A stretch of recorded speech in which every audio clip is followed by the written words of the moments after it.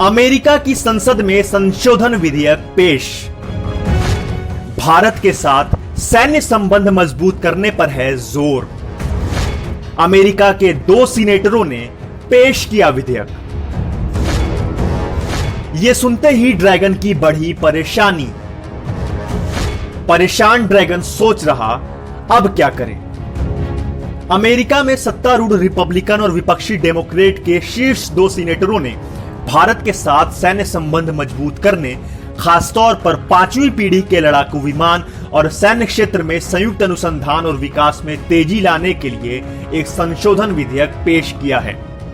राष्ट्रीय रक्षा प्राधिकरण अधिनियम 2021 में एक संशोधन को आगे बढ़ाते हुए सीनेटर मार्क वार्नर और सीनेटर जॉन कॉर्निन ने रक्षा मंत्री मार्क एस्पर से पूछा है कि वह आकलन करें कि रक्षा और महत्वपूर्ण प्रौद्योगिकियों पर अमेरिका भारत निजी क्षेत्र में सहयोग के लिए क्या Israel US by national industrial research एवं डेवलपमेंट फाउंडेशन मॉडल बन सकता है।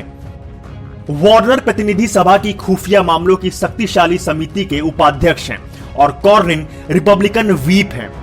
दोनों शक्तिशाली सीनेटर इंडिया कॉकस के सह अध्यक्ष हैं।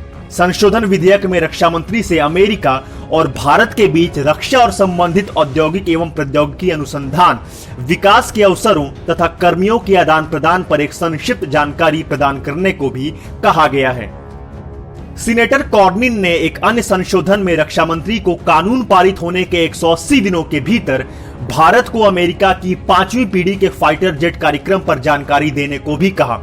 संशोधन में पेंटागन से कांग्रेस के लिए दोनों देशों के बीच सहयोग बढ़ाने के लिए सिफारिशें और ब्रीफिंग में शामिल विषयों पर एक रिपोर्ट मांगी गई है, क्योंकि भारत अपनी 5वीं पीढ़ी के लड़ाकू विमान का विकास खुद कर रहा है।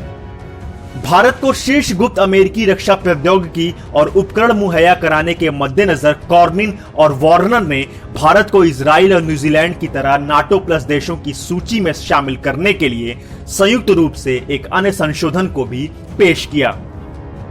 वहीं डोनाल्ड ट्रंप भारत के साथ संबंधों को लेकर मजबूती की बात पहले भी कर चुके हैं। I don't know if it'll be done before the election, but we'll have a very big deal with India. We're not treated very well by India, but I happen to like Prime Minister Modi a lot.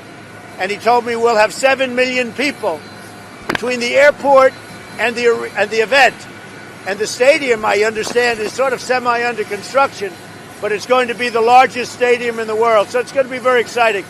But he says between the stadium and the airport, we'll have about 7 million people. So it's going to be very exciting. I hope you all enjoy it. Are you going? Are you going, Steve? I hope so. Are you going, Jeff? I hope you're going, too. All right. Okay?